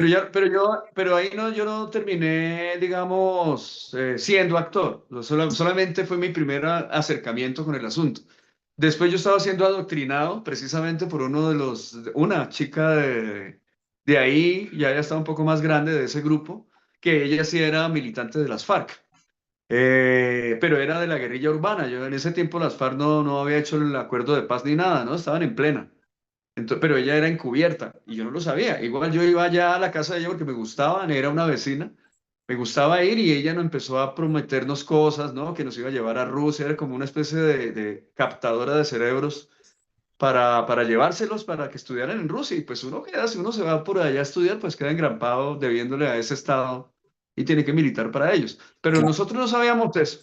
Yo estuve ahí muy poquito tiempo con ella hasta que las presiones de la era de Turbay Ayala eran tan bravas que las familias no querían que nadie tuviera nada que ver con, digamos, con inclinaciones socialistas o comunistas y eso. Mi padre me prohibió esas juntas radicalmente porque sí la cosa estaba, o sea, sí realmente desaparecían a la gente y la torturaban.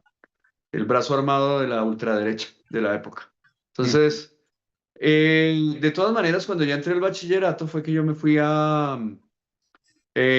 ya pues empecé a manifestar que me gustaba mucho estar en el escenario y hacíamos presentaciones y todo, entonces alguien me recomendó la Casa de la Cultura y volví, me encontré con otro maestro, con un maestro que fue mi primer maestro, que había estado en ese grupo, que se llamaba El Trasteo, pero Mm. él ya no estaba en el grupo como tal, creo que el grupo se había disuelto, pero él no tenía esas tendencias comunistas ni nada, sino que lo que tenía era que tenía una visión de artista porque él había venido a estudiar actuación acá y ahí fue donde yo me enteré de esa escuela, donde yo vine a estudiar aquí a Bogotá. Se llama la Escuela Nacional de Arte Dramático, eso ya desapareció. Ujú. Entonces, con él fue mi primera experiencia, digamos, ya de hacer teatro, pero en el colegio. Y bueno, me empezó a ir bien, o sea, éramos raros, éramos muy poquitos en ese tiempo, no más de los que están aquí en la palma de la mano, por ahí Mm. seis, cinco, Mm. que estábamos fijos porque entraban y salían personas que les gustaba, pero digamos esa cercanía al arte no es para todo el mundo. Entonces, la gente va a veces porque le gusta, pero se sale. Pero que uno empieza a tener eso como un perfil es lo raro. Hasta que apareció otro maestro que lo considero el que me cambió la vida en el sentido en que debido a él, los dos estudiaron en la misma Escuela Nacional de Arte Dramático, pero debido al segundo maestro que se llama Edilberto Monge, el primero se llamaba Rodolfo Vela, se llama, yo pude ver que esto podría ser real, o sea, que yo me podía volver con Edilberto, pensé que sí me podía volver actor, de verdad, porque antes cuando estaba con Rodolfo, pues estaba en el grupo y hacíamos obras y era bien interesante, pero nunca pensé que yo pudiera llegar a ser actor, o que eso fuera una profesión de verdad, era como una bacanería. Pasarla bacano con un grupo y un grupo raro, porque en el momento de que estoy hablando son los 80 y los 80 estaba plagado por una cultura narcotraficante dura en Colombia. Entonces, es el Claro. estallido del narcotráfico. Entonces, la cultura de la gente era tomar trago en las esquinas, mis compañeros del colegio. Ese era el plan de fin de semana, irse donde prostis, irse donde las novias, irse a rumbear y tal, tal.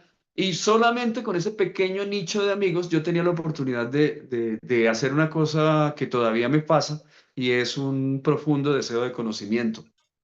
Entonces, ellos me enseñaban nuevos libros, me enseñaban nueva música. Yo escuché por primera vez a Silvio Rodríguez, escuché por primera vez o sea, la música andina, se me amplió el cerebro. Mientras que mis compañeros, no digo que yo sea mejor que ellos ni nada de ellos, ellos estaban en otra onda, la Sí. mayoría. Entonces empezamos a tener como un distanciamiento con mis compañeros, ellos se les hacía que yo era raro, pues andaba con gente de pelo largo y medio marihuaneros, medio así. Entonces, en muy poco yo me conecté con la mayoría de mis compañeros muy profundamente, pero sí me conecté con uno que otro, con un compañero al que quiero mucho que se llama Francisco Monge. Éramos uña y mugre en el colegio y hacíamos las obras y vivíamos hablando de filosofía y de religión y Ujú. de arte. Ujú.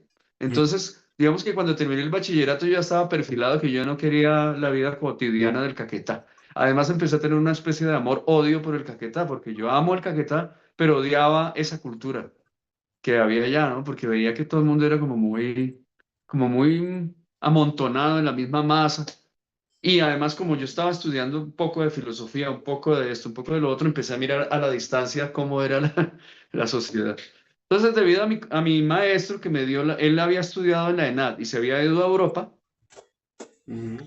a trabajar en la calle de mimo, yo dije, yo puedo hacer lo mismo. Si yo me quiero poner a estudiar, yo voy a hacer lo mismo. Y me fui, me vine acá, presenté una prueba en la ENAD, que estaban las inscripciones abiertas en el 98. Cuando terminé el colegio, yo ya tenía o sea, yo me vine cuando tenía 18 años, estaba terminando el colegio, me vine, presenté la prueba y cuando terminé el colegio, yo ya tenía el cupo acá en la universidad, Ujú. pero yo no tenía recursos. Entonces yo le dije a mi papá que yo me venía a estudiar eso y mi papá se emberracó, dijo, no, pero ¿qué va a estudiar? Pues no se emberracó a que me lo iba a impedir, sino me dijo, este man se volvió loco, pero bueno, haga lo que le dé la gana, pero yo no tengo plata para ayudarlo.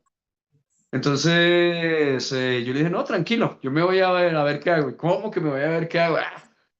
Él ya me tenía ya un cupo para ser agente de tránsito, porque mi papá manejaba un carro y él tenía muchos amigos en ese engranaje. Claro. Entonces me dijo que ya, que tranquilo, que me quedara y todo bien. Pero yo le dije que no, que yo me iba a ir a la aventura loca. Entonces me dijo, sin conocer Bogotá, sin amigos, sin recursos, yo tenía ahorrado como 50.000 pesos, creo. Entonces me vine para acá. Y acá ya a estudiar. Y ahí fue cuando me vine a estudiar teatro y ahí empezó pues mi historia como actor. Tal. Y Entonces estuve tú, trabajando en la calle. entonces Sí, tú empezaste llegaste en el 98 y mismo empezaste la serie de Club 10 que fue, digamos, en el 98. sí, yo llegué en el 2010, en el 1988, 89. Ajá. Y ahí estudié 5 años en la ENAD, en la Escuela Nacional de Arte Dramático. Ujú. Es una de las escuelas más importantes que ha habido de actuación en Colombia, que desapareció justamente 1 o 2 generaciones después de que yo terminé y nadie estaba graduado, porque eso era una escuela, ya si quieres después te cuento la historia de esa escuela que es muy cortica, pero es muy interesante porque eso es una radiografía de cómo se ha configurado el arte de la actuación en Colombia. Ujú. Nosotros nos graduamos, casi todos, no, casi todos, no, todos los actores que habíamos pasado y que estaban vivos, porque esa escuela es de 1950 más o menos, o casi 60, hasta el 96. Yo me gradué como en el 96, 98, con personalidades como Robinson Díaz, como Elkin Díaz, como John Alex Toro, porque ellos estudiaban conmigo y si no estaban en el mismo curso, estaban en un curso adelante o un curso atrás Ujú. con Ana María Sánchez, con todos nos graduamos al mismo tiempo, incluso habían ancianos graduándose, porque Ujú. esa escuela no pertenecía a una universidad, esa escuela era una extensión del Ministerio de Cultura. Ujú. Entonces se hicieron un convenio con la Universidad de Antioquia, yo tengo un título de la Universidad de Antioquia, Ujú. porque o sea, se empezó a dignificar la figura del actor. Yo vine a hacer Club 10 en el 98 debido a que yo en el 94, 95 ya cuando estaba terminando mi esperen que me entró un El mensaje en el grado, el cel. grado, Bueno, el grado. sí, o sea, El- cuando yo terminé la escuela fue como en el 94 más o menos, e Ujú. inmediatamente terminé la escuela, yo tuve un casting en audiovisuales, que era una empresa del Estado, así como IRTBC, Ujú. como Señal Colombia. Era un triángulo, era un símbolo, era un triángulo de colores audiovisuales. Estaban haciendo un programa para niños, entonces estaban buscando un mimo para acompañar el esquema del programa que tenían y me hicieron un casting a mí. Entonces, yo tenía un bagaje de mimo, porque eso es lo que me había enseñado mi maestro en Florencia, mi maestro Dilberto, con el cual yo había sobrevivido en la calle y me había generado un personaje de mimo. Entonces yo lo llevé a ese programa, digamos, esa máscara de mimo lo llevé a ese programa y me gané el casting. Y Ujú. ahí fue la primera vez que yo estuve en televisión, como en el 94 me parece. E hicimos un programa muy importante para la época que se llamaba Brújula Mágica. Ahí Ujú. yo empecé haciendo de mimo nada más, pero a medida que fue evolucionando el programa, que duró como 4 o 3 años, se agotaba porque la televisión es una moledora de ideas. O sea, No. tú tienes una gran idea y ya dentro de 8 días se agota porque ya la vio el público y tienes que tener otra y otra y otra y otra. Entonces, por eso los equipos creativos se agotan tanto y tienen que cambiarlos, si no el programa se acaba. No, no. Entonces, es un consumo. La televisión es absorbe la mente de las personas. Entonces, ya me gané ese casting y empezaron ellos a decir que como yo era actor, que por qué no hacía otros personajes, a ver qué se me ocurría, o basado en alguna idea de ellos. Ahí salió otro personaje muy conocido que se llamaba El Diablito Arnold, Ujú. después otro que se llamaba La Vaca Aeróbica, después unas gallinas, después, bueno, todos eso, y yo, como Claro. estaba en una mezcla entre actor, clown y payaso, que era lo que yo empecé a estudiar, soy yo, como el médico me especialicé en la oftalmología para el médico, el payaso para el actor. Me incliné hacia la técnica del payaso. Ujú. Entonces empecé a tomar clases de payaso, me gustaba mucho el clown, me gustaba ir a los festivales y ver los clowns, los payasos y tomar talleres. Entonces empecé a inclinarme a eso y todos esos personajes de Brújula Mágica tenían ese toque clownesco. Entonces, ese programa le fue súper bien. Me hice súper conocido en esa época con ese programa y hubo un lapso entre el 96 y el 98 donde me volvió a llamar el mismo creador de ese programa, pero ya para Caracol. Él estaba trabajando en Caracol, él se llama Andrés Huertas. Ujú. Y me dijo, oye, tengo otra idea. Tú sabes manejar títeres y casualmente yo venía hacía un año haciendo un curso de títeres con la Libélula Dorada, que es un grupo muy famoso aquí en Colombia, de títeres. Ujú. La diferencia entre ellos y yo es que ellos son, acaba de fallecer uno de ellos, que es una pareja muy famosa. Se llama César Álvarez, el que murió. Ellos dos fueron mis maestros de títeres, pero la diferencia es que ellos se dedicaban a los títeres de tiempo completo, es decir, escriben para títeres, fabrican títeres, tienen teatro de títeres, tienen una programación de títeres, tienen festivales, tienen escritos para títeres. Yo solamente era un manipulador de títeres, un actor que manipulaba títeres. Y Ujú. resultó que yo tenía ese don, porque es que muchos actores no lo tienen. Ujú. Es decir, es más fácil ser titiritero que se es actor a ser actor que se es titiritero, porque no sé, es como una facultad. Lo que hay con los títeres es que cualquiera lo puede mover, Ujú. porque le puede meter la mano, o sea, no hay una restricción, cualquiera lo puede mover, pero hacer que se vea vivo es la facultad.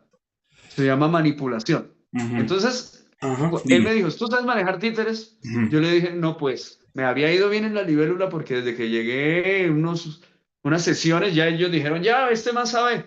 Pues no sabe, pues tiene que aprender, pero digo yo, ellos pillan quién lo tiene y quién no lo tiene, terminamos haciendo una obra de teatro. Entonces, cuando Andrés Huertas me dijo, ¿sabe manejar títeres? Yo dije, sí, pues, hice eso. Entonces ahí me encomendó a mí como jefe de titiriteros, porque yo llamé a un grupo de trabajo que conocía, amigos que también eran buenos titiriteros, y les dije que por qué no estábamos en ese grupo y nos repartimos los personajes. Y a mí me tocó no el lobo, me tocó Dinodoro, imagínate. Te Llegó tocó en un Inodoro. sorteo. Ay, bruto. Pero Y Inodoro tú luego no yo lo no me acuerdo manejaste, por qué. ¿cierto? Inodoro tú no lo No, no, yo no lo manejaste. manejé. Ah, bueno, menos Sino mal. que yo no sé qué pasó y Ah. volvimos a hacer como un sorteo. No sé cómo cambiamos, pero yo terminé haciendo el lobo. Y así empieza Club 10, pues empieza con la televisión privada y bueno, eso es como el resumen. Y la voz de Aurelio, ¿cómo fue? Porque, o sea, viendo Yo Me Llamo, saca el pulpo, saca no sé si es un apio, no sé si es de lo que hacen los chamanes. Ah, ¿No has visto los chamanes ese, el la coso ese de los cebolla. chamanes? Es una cebolla Eso, larga. eso, que le hace así, que más saca él, el pulpo, la rama, y no me acuerdo qué más saca. Ayer, por ejemplo, no, se le orinó a César Escola. No, Dios mío, Ah, o ¿te sea, vio? yo no he podido ¿Lo saber chipió? si Aurelio es un niño, o es un adulto, o es un cachorro, un adulto, o es que porque es que parece un niño chiquito, como si tuviera Claro. retraso mental o si tuviera autismo. Yo no sé qué lo que tendrá ese Aurelio. No, pues resultó que el perfil del personaje me lo pasaron. Y yo incluso por ahí tenía, no sé qué se me hizo, voy a buscarlo, un Dale dibujo tranquilo, que me dale tranquilo, pasaron, que dale lo tranquilo, encontré dale hace tranquilo, poquito. dale tranquilo. A ver si lo encuentro. Ah, no. Pensé que lo tenía aquí a la mano porque es que es una... Sí, Espera. dale, dale. No, no está por aquí.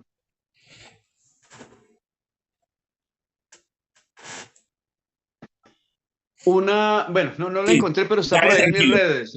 Es Ujú. una fotografía que yo le tomé a un dibujito que me pasaron, me dijeron, es así, y me dieron un perfil. Es Claro, como un personaje de fantoche, es un sí, personaje que es un lobo, o sea, es un animal, y que es como un adulto, pero que a claro, la vez es como un niño, pero que a la vez es excéntrico y que tiene todos los impulsos de un lobo, y era azul. claro. Sí, Entonces, bueno, yo he escuchado que Aurelio antes era rosa y después le cambiaron sí. al rojo. Sí, entonces lo que pasó fue que yo, pues hermano, yo tengo una escuela Ujú. de actuación, entonces yo tengo Claro. una forma de llegar o sea, sí me enseñaron y así me han funcionado todos los personajes que he hecho. Tengo como una especie de rito o de ritual para llegar a los personajes, o sea, no es que yo los saque de la nada, sino que yo empiezo a trabajarlo. Yo no puedo, como otros actores, que son también métodos válidos, de una, sacan algo, lo inventan ahí. No, a mí me toca hacer un trabajo previo de investigación, de imitación. Me toca ir varias veces al parque y moverme como el animal, verlo porque no son personajes que tengan un referente como por ejemplo Hamlet, Claro, de Shakespeare. Tú tienes a claro. Hamlet de Shakespeare, tienes un perfil, lees la obra y sabes que él es así, que es asá, cómo puede hablar. Sin Tiene que embargo, de tener la todas maneras son calavera. personajes. Exactamente. Y hay otros Ujú. tipos de personajes que son personajes que tú los ves. Te dicen, vas a ser, por ejemplo, en esta novela vas a ser del presidente de la República Gaviria. Entonces tú lo tienes ahí, sabes cómo se mueve, hasta lo entrevistas para ser de Gaviria y le imitas Claro. la voz, o sea, como que tienes un referente. Pero en este caso, el de Hamlet, no hay un referente, entonces hay que inventarlo, hay que decir, de pronto Hamlet se puede parecer a este muchacho, hay que tomar la actitud de ese personaje, copiar la voz, tal vez, esas cosas. Pero con el lobo, el único referente que hay es el animal. Entonces, Claro. hicimos una combinación durante 3 meses, por fortuna, yo hice ese trabajo durante 3 meses con mis compañeros, donde íbamos al parque a hacer ejercicios y a jugar un rato Ujú. y a movernos como el animal y a tal, y si lo hiciéramos así, y si hablaba así, no, que si habla mejor así, tan, entonces con la voz, y empezamos a inventarlo y lo fuimos configurando, fuimos entre todos como configurando cómo Ujú. podría ser para tener una semilla. Porque a mí no me pasaron la máscara del títere, porque el títere es una máscara. Todo títere es realmente una máscara. No la tengo acá en la cara, sino acá en la mano. Entonces, cuando llegó el títere, ellos lo habían mandado a hacer a Estados Unidos. Yo me la puse y ya, si ya había algo. No era solamente ponérselo y ahí. Ujú. Una cosa es la técnica y otra cosa es la personalidad. Claro. Entonces, la personalidad del títere estaba construida en un alto porcentaje en ese punto Ujú. antes de que llegara la máscara. Entonces ya está el alma y le pusimos la máscara y voilà, salió de una muy bonito. Obviamente se fue transformando porque un personaje que está vivo tiene ese deber, ese derecho de irse transformando, sobre todo si lo hicimos por década y media en esa época. Entonces, Ujú. o sea, no es posible que un personaje sea el mismo al principio y otro al final. Él va evolucionando, la voz le va cambiando, la forma de ser le va cambiando, todo. Pero Ujú. empezó bien, o sea, empezó vivo, de una vez empezó Sí, vivo. sí. Y la voz, pues lo que sucede es que todos los personajes que hace un actor, todos, no importa si es un referente, como por ejemplo ahorita el que decía, ¿no? Digamos, yo voy a ser del presidente Gaviria, tengo ese referente. De todas maneras, es una mezcla entre esa máscara y mi interior, o sea, el actor. Por Ujú. eso es que no es imposible. Hay actores que son como Colin Farrell, como Christian Bale, como Robert De Niro, eh, bueno, como que, bueno, no, bueno, se transforman mucho, ¿no? Con mucho maquillaje a veces que son Ah, irreconocibles. Yo vi el pingüino por ahí, ¿lo has visto? De Colin sí, el Farrell. de Colin Farrell, sí. Sí, El del bueno, pingüino era que está en Max, sí, el que está en la serie Max. eso, ese Exacto. man, cuando yo vi el tráiler, Mm. yo no lo vi, yo no lo vi. O sea, yo vi el corto y yo dije, pero ¿dónde está Colin Farrell? Yo, pero ¿dónde está? Mierda, y Mm. volví y lo miré, no, ¿dónde está? Y yo no me daba cuenta que era el pingüino. Entonces son actores que tienen una habilidad camaleónica, no solamente porque transforman su interior, sino que transforman su exterior. Como Johnny Es Depp. tremendo. Exacto, sí, Johnny Depp, Mm. pero hay actores que no transforman en su interior. Por ejemplo, Jeremy Irons, tú lo ves muy parecido casi en todas las películas, más sin embargo, vas a ver el rol, vas a ver ese tipo de cosas y son diferentes, a pesar de que tienen la misma cara. Por ejemplo, Kevin Spacey también es así, el de Seven, el asesino de Seven, el Ujú, de House of Cards. ujú. El tipo es una habilidad interior para transformarse desde el interior. Eso es una cosa muy rara. Digamos, hay como los pintores, distintas maneras de pintar. Lo importante es que sea verosímil para el público. Claro, por Entonces, ejemplo, Gary Oldman también, hay un papel que hizo eso Gary es. Oldman que lo volvieron monstruo, feo, así, todo, o cuando interpretó a Drácula, pero también hay veces que también Johnny Depp le dicen el camaleón, porque Johnny Depp cuando se caracterizó en el sombrerero, porque hay veces, por ejemplo, cuando se caracteriza del sombrerero, de muchos personajes, uno no sabe si es Johnny Depp o es quién, porque lo maquillaron tanto como cuando el sombrerero, que no se sabe quién era, si era Johnny Depp Claro, pero también como si yo me pusiera una cobija encima, pues nadie se da cuenta que yo soy yo. Entonces, Exacto. también el actor corre el riesgo ahí de disfrazarse. Ujú, Entonces, el trabajo que tiene que hacer alguien como Johnny Depp o como Gary Oldman o como, bueno, no por compararme con ellos, pero a lo exacto. que me refiero para hacer el personaje, es un trabajo desde el interior, para que haya un equilibrio entre lo que está afuera y lo que está dentro. Porque el lobo, digamos, es un maquillaje extremo. O sea, Ujú, Aurelio es un maquillaje extremo. Es decir, literal yo no aparezco.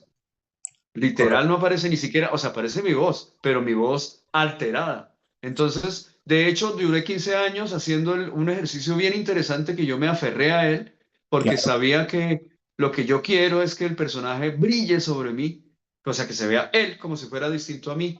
Y así lo hice. Y de hecho, hasta hace poco es que la gente se está dando cuenta que el que lo hace soy yo. O Em, sea, sí. Fernando, yo te hago una entonces, pregunta. A ti, no, pues a ti y al creador de Aurelio, me imagino que son grandes amigos ustedes dos. ¿No han pensado en que ahora que Aurelio regresó, ahora si por ejemplo dicen que vamos a hacer un show de Aurelio con todo así como en los parques de Disney, tú has visto en los mm, shows que mueven los ojos y abren la boca y está ahí con la cabeza y todo, y tú has visto que cierran los ojos, abren la boca, se mueven, eso tiene como un mecanismo dentro de la cabeza. ¿No han pensado en cómo en hacer esa magia que a veces mueve la cabeza Mickey y habla y mueve los ojos? ¿Lo has visto en los shows de esos que con el vestuario todo completo? pues sí, pero eso ya son extensiones de los éxitos de los programas. Es decir, si tú vas a Disney, en toda la entrada de Disney vas a ver al ratón Mickey y otra vez lo ves más allá, más chiquito, más grande, con mejor mecanismo, sin mejor mecanismo, más torpe que acá, en los shows se ve más vivo. Pero entonces eso ya son cosas que se sobrepasan lo que yo hago. Es decir, yo voy hasta ser el títere, el personaje. Sí. Hasta ahí voy. Yo los shows que hace Caracol, porque ellos también tenían en una época shows, yo ya no hago eso. Y incluso a mí no solamente, yo estuve una vez metido en eso, le llaman ese tipo de títeres botargas, donde uno se mete Botarga, sí, completo. yo sé. Y está bien.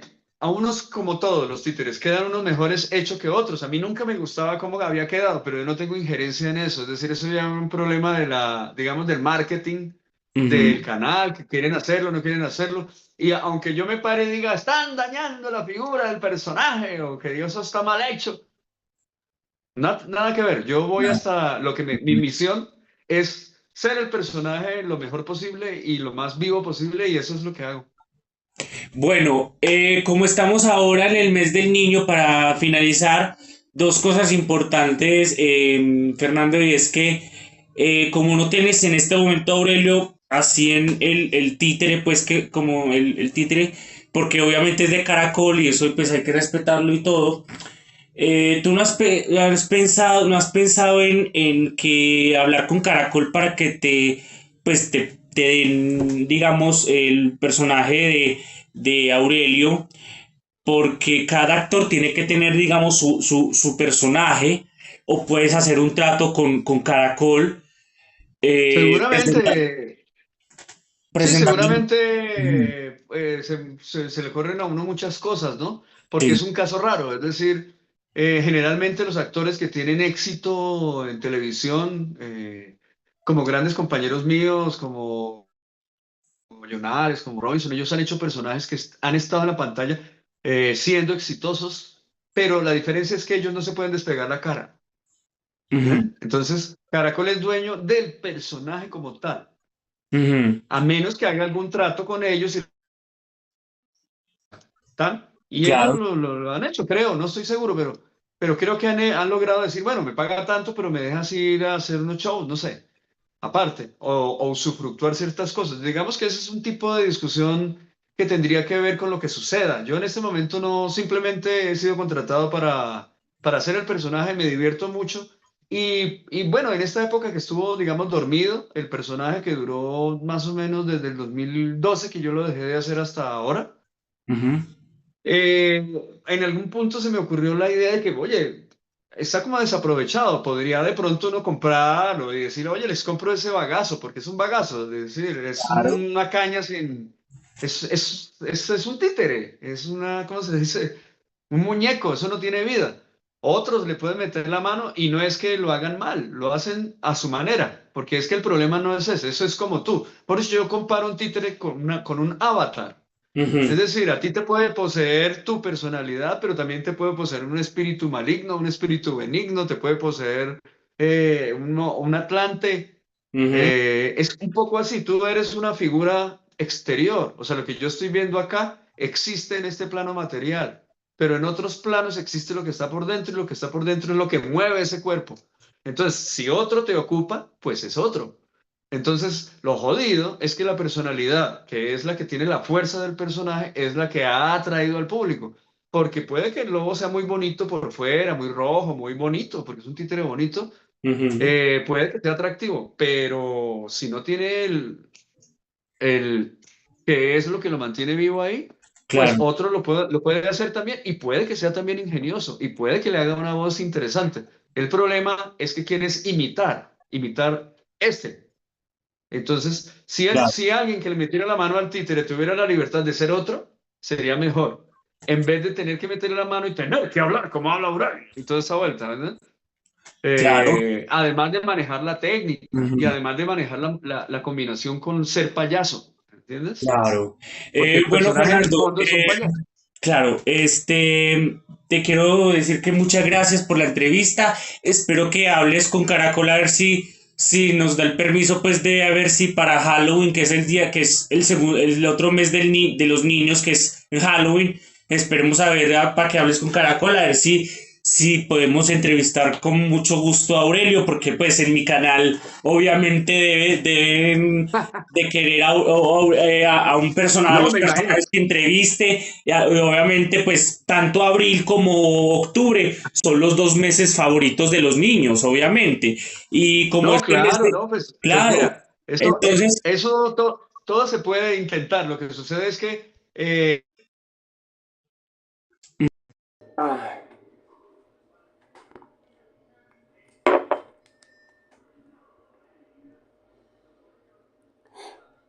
espérate que...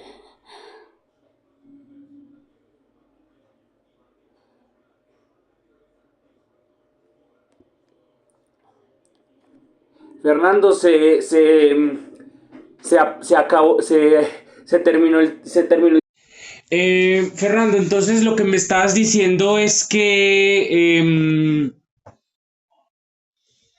entonces lo que me estabas diciendo es que lo que necesitamos ay, ya me olvidó qué es lo que iba a decir, ya.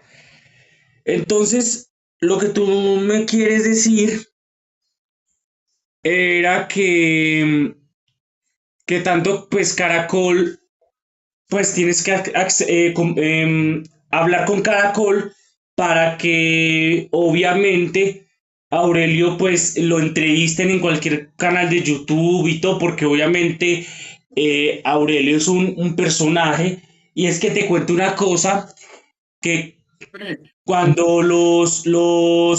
cuando se acabó cuando el elenco de Chespirito se acabó, eh, el que manejaba los personajes era el hermano Chespirito, Horacio Gómez Bolaños, que era Godínez.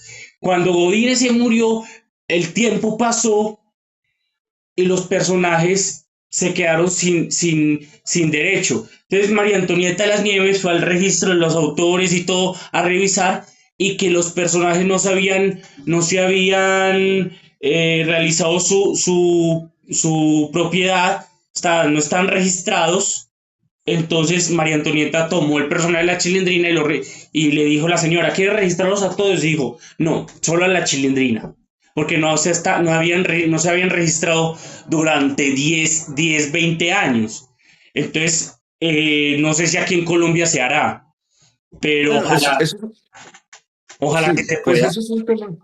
Sí, pues lo que sucede siempre es que, digamos, en principio todos los contratos de todas las programadoras, de todas son lo mismo. Hasta en teatro es igual. Es decir, Ujú, si tú fueras el productor de una obra de teatro o el productor de un programa de televisión, pues tú eres el dueño, en principio está ahí en los contratos.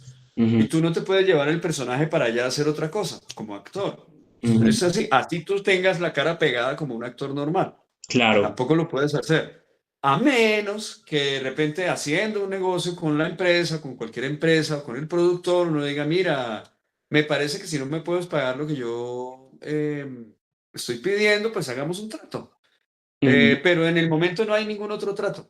Ahora, lo que pasó allá con lo de la Chilindrina es que primero eso sucedió por allá en los 70, ¿no? O sea, en los No, 80 que... pues no, el programa se terminó en el 95, pero los derechos, ¿Chespirito? sí, en el 95. Empezó en el 69 con los supergenios de la mesa cuadrada. Después el Chavo, el Chespirito y todo eso. En el 95 ya pues Roberto ya estaba muy pues 70 y pico días, 76, 77 años, ya no podía hacer ni al Chompira, ni al Doctor Chapatín, ni al Chavo, ni nada. Pasaron los años y los derechos era porque el productor del programa era el hermano de Chespirito. Y los productores son los que tienen los derechos de los personajes, siendo el creador Roberto, pero el que administraba todo eso era Godínez, el hermano de Chespirito, Horacio Gómez Bolaños. Cuando Horacio falleció, los personajes no tuvieron más elección que pues quedarse porque todo eso estaba en la asociación de autores, o sea, en la agencia de autores de México, porque los sindicatos allá en México tienen los sindicatos de músicos, los sindicatos de actores, sindicatos de derechos. Entonces el sindicato de derechos tenía todo eso. Cuando María Antonieta fue a hacer a la Asociación Nacional de Autores, la señora revisó la lista y le dijo, mira, hace 10 años no estaban registrados los personajes. ¿Quieres que te registre todos o el de la Chilindrina? Me dijo, no, el de la Chilindrina. No se habían Sí, registrado. sí, pues, o sea, si no, de todas maneras, uno está ligado como trabajador, está ligado a unas cláusulas de los contratos que tienen quien lo contrata. Eso sucede en teatro, en Sí, televisión. Que sean justas o injustas, ese sí es un tema. Pero las reglas están ahí. Entonces, lo que sucedió ahí fue que hubo un paréntesis que habían caducado ahí los derechos de los personajes. Fue como una cosa rara que pasó ahí.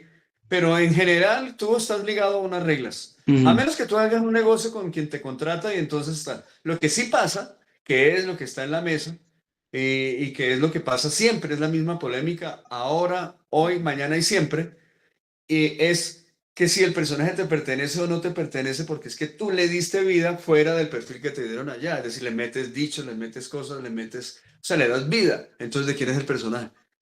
Pues que el contrato dice que todo lo que tú hagas para el personaje le queda al personaje y el personaje es de ellos.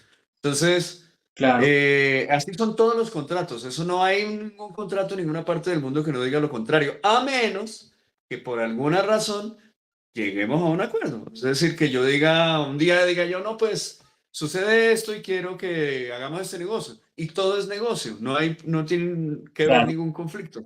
Yo digo, yo continúo si de pronto pasa esto y vamos así. Ellos también pueden decir sí y no.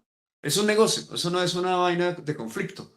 Es un negocio. Muchos actores dicen, Ujú. yo voy y actúo no, en esta película que me van a pagar 300 millones de pesos, yo actúo por 150, pero me dejan participar un porcentaje en ganancias de marketing o en ganancias de entrevistas o en ganancias de promoción, o si hacen muñequitos, pues la mitad es para mí.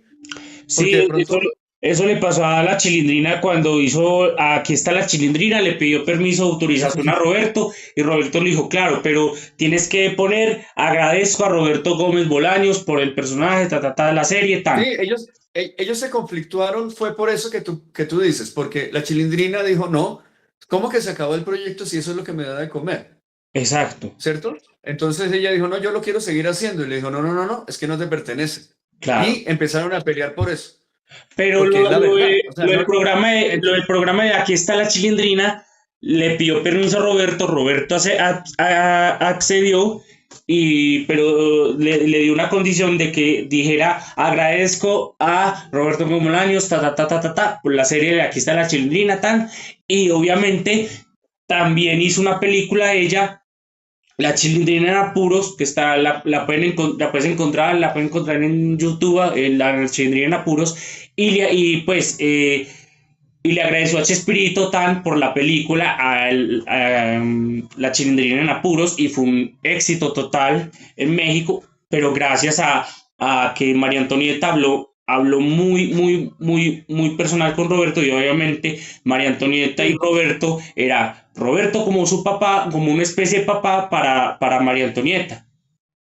Entonces sí, eran muy amigos. todos son negocios, Exacto, todos son negocios. Y exacto. en los negocios a veces tú te sientes vulnerado y dices, no, me están dando en la cabeza, entonces mejor no lo hago. Y ya. Ujú.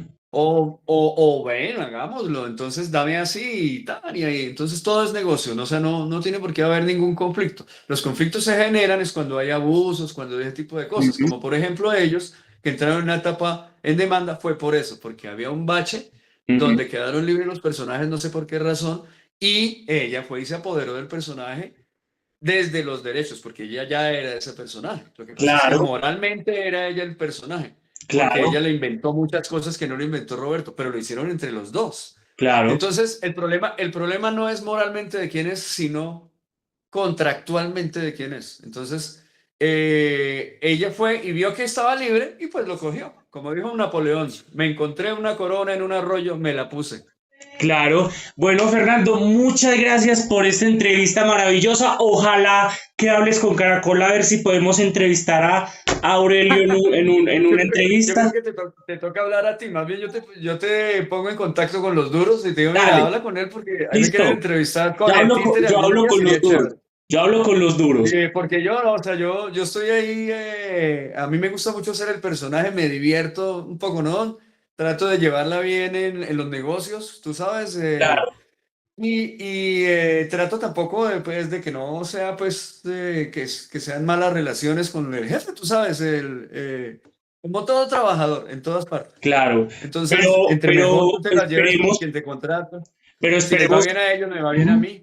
Claro, esperemos a ver si no se puede, pero cuando quieras hacemos un proyecto aquí en Medellín, tú debes conocer Medellín, es una ciudad Un muy poco, preciosa, poco. sí, sí. Entonces, no, estoy haciendo con mis amigos, con unos amigos míos que son de una fundación llamada Fundación Integrar, que es una fundación para niños con autismo, y cada año hacemos una obra de la fundación. Este año la escribe una cubana llamada Rita del Prado, pero este año Rita no va a estar con nosotros, sino que la va a escribir otro actor de Bogotá, no sé si tú lo conozcas, Ricardo España. Es un libretista muy importante. Entonces las obras son muy bonitas. Yo te voy a mandar el link para que las veas, son muy bonitas y con gente con autismo. Entonces, Buenísimo. yo este año termino mis obras porque son pues 15 años con mis obras, porque me voy a dedicar mucho a mi canal y a hacer muchos proyectos, sketches y todo, basados en las series basados en los personajes de las obras de la fundación, porque no solo Rita creó las obras, sino que nosotros creamos los personajes. Y entonces yo le dije a Rita, mira, como lo que estamos hablando, Rita, mira, yo quiero hacer estos personajes. Y me dijo, mira, José, yo te doy el permiso, tú a los personajes Y entonces yo digo, Rita, pero cuando tú te mueras, ¿qué voy a hacer? Yo le dije, no, tú sigue, pero cuando tú ya no estés, tú no le puedes dar a los personajes a otra persona. Y dijo, listo, Rita. Entonces ya no hicimos contrato, no firmamos nada, sino que ella me dio a mí los personajes, entonces los personajes de todos mis compañeros y los míos, puedo utilizarlos en mi canal, obviamente, más no en la televisión no, sino en mi canal de YouTube, y ella me dio la autorización y todo. Y entonces, bueno, Fernando, muchas gracias. Entonces, ojalá que esperemos que puedas contar conmigo y te pueda invitar a uno de mis sketches. Y muchas gracias por esta entrevista. No, gracias a ti por la entrevista y bueno, espero que nos volvamos a ver para hablar de otros temas. Dame entonces el contacto de los duros para yo hablar con ellos a ver si podemos entrevistar a Aurelio. Claro, eso es con ellos y ellos, tú sabes que ellos tienen un músculo muy fuerte de Sí, claro, difusión. claro, Entonces, claro. no es tan fácil que cualquiera pueda acceder a decir, venga, yo tal, pero se intenta. O la otra Entre cosa es ellos, irme a Bogotá. sí, tú puedes venir acá, o sea, mira, yo con ese personaje he hecho muchísimas vainas Ujú, a gente, saludos y todo con la venia de carga. Es que yo, o claro, sea, distintos sábados felices donde tú siendo ya un personaje y lo tienes configurado, llegas allá, cuenta chistes, bueno, no sé qué negocio tengan ahí, pero tú eres dueño, o sea, Don claro, Gediondo es dueño de Don Gediondo. Él no claro, creó a Don Gediondo para sábados felices, él ya era Don Gediondo. claro. Hassam era Hassam. Él Ajá. llegó y alimentó el programa. O sea, el Sábados Felices es como una plaza donde vienen muchos personajes, te presentan y ganan lo que tienen que ganar. No sé cuánto ganarán, ni es mi interés saberlo, pero lo que sí sé es que ellos son dueños de su personaje, pero es que es un negocio distinto. Yo soy Claro. como un actor de una novela que hace un personaje para un producto específico y se acaba el producto, se acaba el personaje. Puede que lo pongan en otra cosa, pero sigue siendo un personaje de ellos. O Bueno, sea, yo muchas trabajé gracias, así. Fernando. Muchas gracias por Eso. todo. Gracias, Bueno, que gracias. estés bien. Bueno, cuídate mucho. Chao. Chao, hermano, que estés bien. Hasta Bye. luego. Y muchas Adiós. gracias por la entrevista. Con mucho gusto.